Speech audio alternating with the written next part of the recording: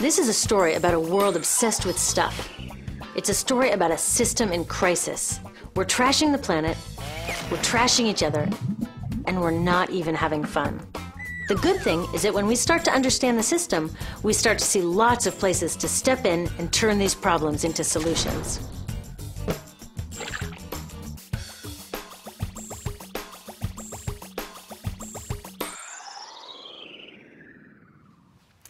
One of the problems with trying to use less stuff is that sometimes we feel like we really need it.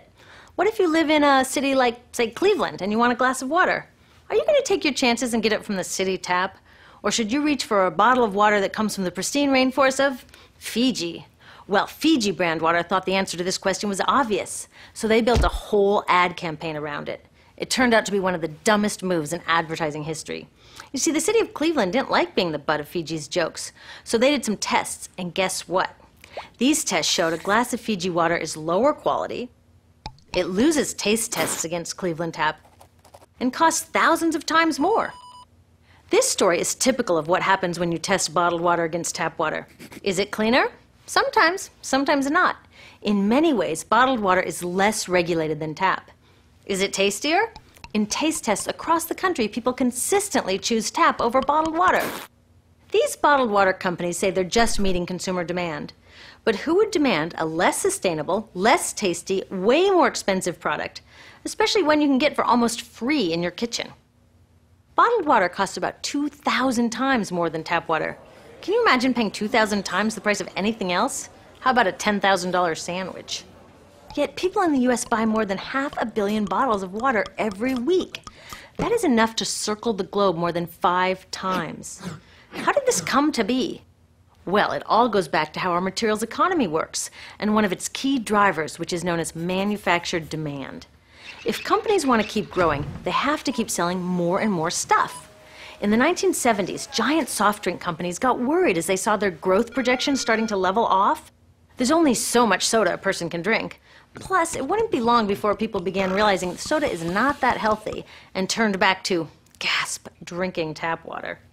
Well, the companies found their next big idea in a silly designer product that most people laughed off as a passing yuppie fad. Water is free, people said back then. What will they sell us next? Air? So how do you get people to buy this fringe product? Simple. You manufacture demand. How do you do that? Well, imagine you're in charge of a bottled water company. Since people aren't lining up to trade their hard-earned money for your unnecessary product, you make them feel scared and insecure if they don't have it. And that's exactly what the bottled water industry did. One of their first marketing tactics was to scare people about tap water with ads like Fiji's Cleveland campaign. When we're done, one top water executive said, tap water will be relegated to showers and washing dishes. Next, you hide the reality of your product behind images of pure fantasy. Have you ever noticed how bottled water tries to seduce us with pictures of mountain streams and pristine nature? But guess where 1/3 of all bottled water in the US actually comes from? The tap. Pepsi's Aquafina and Coke's Dasani are 2 of the many brands that are really filtered tap water. But the pristine nature lie goes much deeper. In a recent full-page ad, Nestle said, bottled water is the most environmentally responsible consumer product in the world. What? They are trashing the environment all along the product's life cycle. Exactly how is that environmentally responsible? The problems start here with extraction and production, where oil is used to make water bottles. Each year, making the plastic water bottles used in the US takes enough oil and energy to fuel 1 million cars. All that energy spent to make the bottle, even more to ship it around the planet, and then we drink it in about 2 minutes? That brings us to the big problem at the other end of the life cycle, disposal.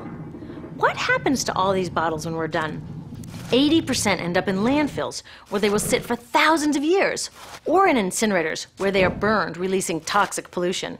The rest gets collected for recycling. I was curious about where the plastic bottles that I put in the recycling bins go. I found out that shiploads were being sent to India, so I went there. I will never forget riding over a hill outside Madras, where I came face to face with a mountain of plastic bottles from California. Now, real recycling would turn these bottles back into bottles. But that wasn't what was happening here. Instead, these bottles were slated to be downcycled, which means turning them into lower quality products that would just be chucked later.